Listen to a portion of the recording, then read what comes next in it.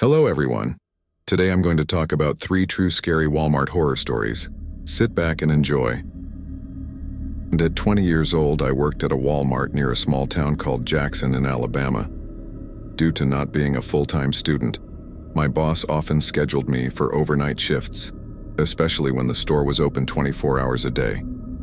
These late hours might not have attracted many customers, but it was the perfect time to restock the shelves.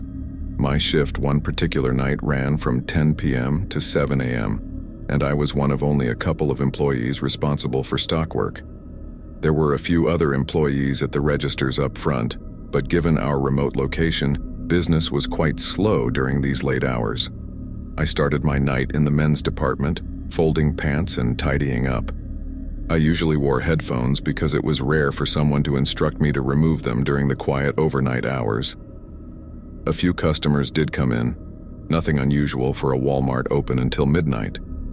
Around 11:30 p.m., a customer approached me in the jeans section, inquiring about specific pants in a different waist size.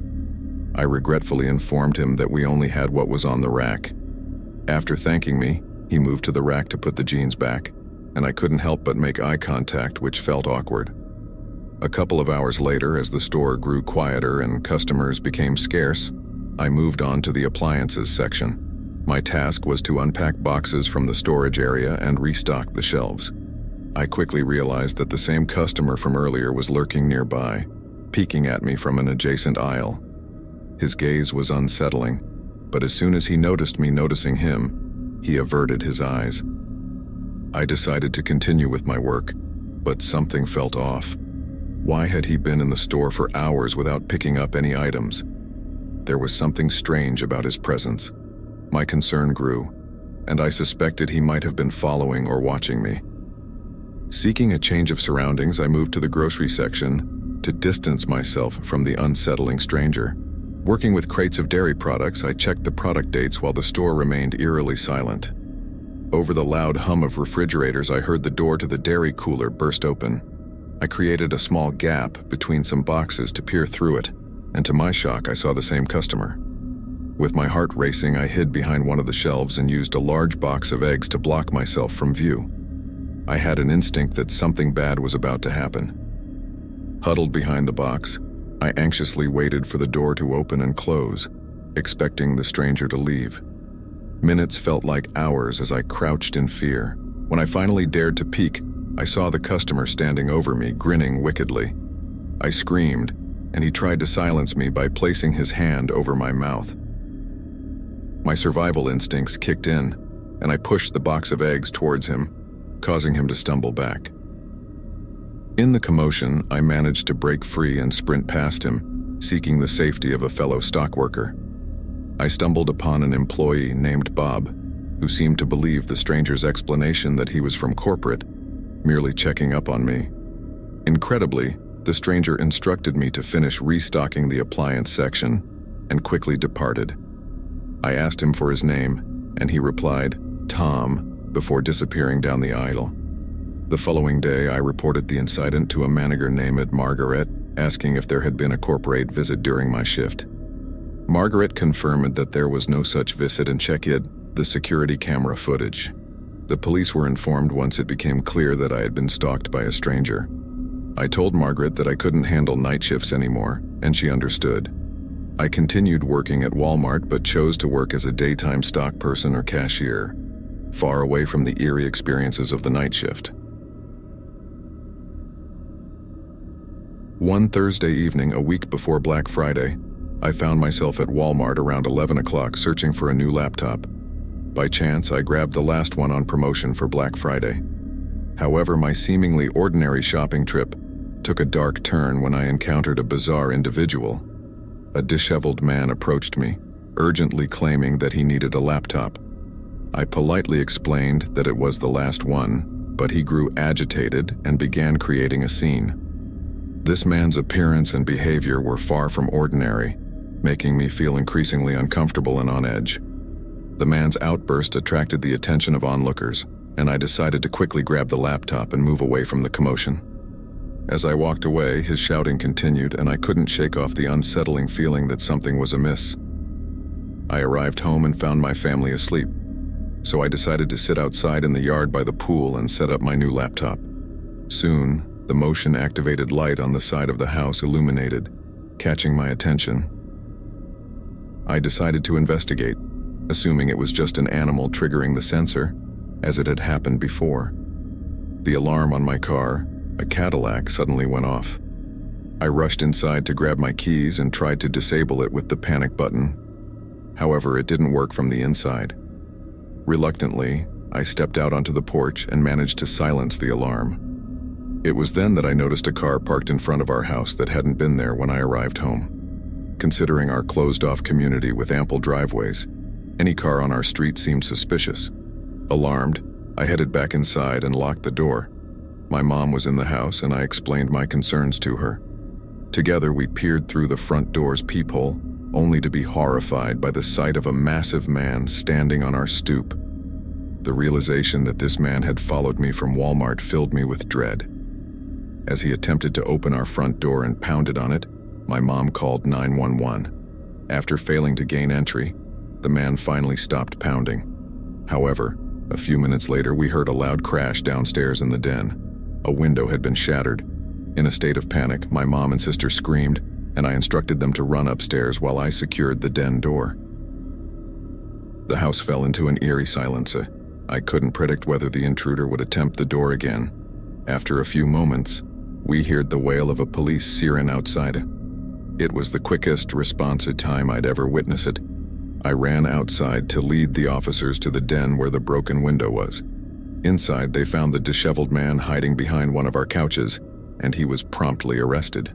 He continued to scream profanities and threats at me while in custody. The police informed us that he appeared to be unstable and potentially under the influence of drugs.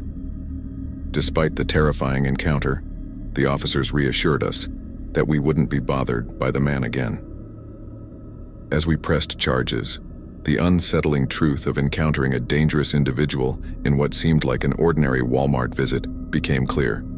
The lesson learned was that while Walmart may provide prime people-watching opportunities, there's always a chance you may encounter individuals on the fringes of society, some of whom pose a genuine threat.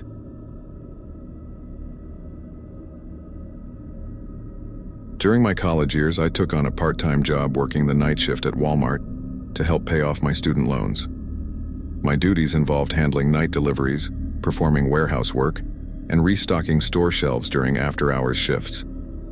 It was usually a straightforward job until one chilling night on July 9, 2015. The store typically assigned me to the electronics department.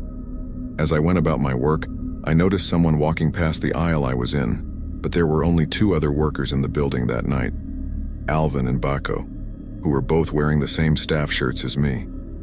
This caught my attention because we had all clocked in at the same time. The person I glimpsed from the corner of my eye stood out due to their all-black attire. Perplexed, I went to the end of the aisle to investigate further. However, when I arrived, no one was there. I called out for Alvin and Baco, but there was no response. This puzzled me even more. Returning to my work, I tried to brush off the unease that was settling in. My need to use the bathroom grew more urgent, so I decided to finish up in that aisle before taking a break. But then, seconds later, I heard a loud crash a few aisles away. I rushed to the source and found a bicycle knocked off its hook. Oddly, the hook itself remained intact, suggesting deliberate tampering. I returned the bicycle to its hook and continued my work while remaining wary. However, a few moments later, I heard a noise that could only be described as a chilling laugh, seemingly coming from the next aisle over. I swiftly moved to investigate once again. This time, the sound came from the paper and cleaning aisle, and I suspected that it emanated from someone nearby. It was here that I confronted a man dressed entirely in black. He was positioned at the end of the aisle, his back to me, and only half of his face visible as he turned to look at me. Without hesitation, he bolted down another aisle, his footsteps echoing through the store. Faced with a difficult choice, I opted to find my co-workers rather than chase the mysterious figure. As I searched for Alvin and Baco, I heard continuous unsettling laughter and footsteps that seemed to encircle me. I found Alvin in the women's department and informed him of the suspicious person dressed in all black. He agreed to keep an eye out for the intruder, Moments later, I could still hear the eerie laughter and footsteps circling the store, now growing more frantic. I decided to head to the employees-only bathroom, which was located in the warehouse section. I had been holding in my urge to urinate for a while, and I couldn't wait any longer. Inside the bathroom stall, I heard the entrance door open and close. This was unsettling given that there were only 3 or 4 people in the building. When I asked who had entered, I received no response. My anxiety grew as I heard what could only be described as a grotesque laugh and realized that someone was standing outside the stall. This unsettling individual moved closer, blocking the crack under the door, and I saw only half of his face through the opening. He began to whisper unintelligibly in an eerie, echoing voice. I decided to call Alvin, who was the only point of contact I had in the store, and kept him on the line. The man left the bathroom when he realized I was on the phone, and I described the situation to Alvin loudly. Fortunately, Alvin arrived at the bathroom in approximately 20-30 seconds, but he hadn't seen anyone while coming to meet me. We didn't have security personnel on duty when the store was closed, and there was no one who could have checked the security cameras. I chose to stay close to Alvin for the rest of the night, as I couldn't shake the feeling that danger lurked nearby. I reported the incident to my boss that night, and he expressed belief in my story. When I woke up at 3 p.m. the following day, I found a message from my boss stating that the cameras had captured only static footage from the previous night. No one had turned off the cameras as far as he knew, and he agreed that something unusual had occurred.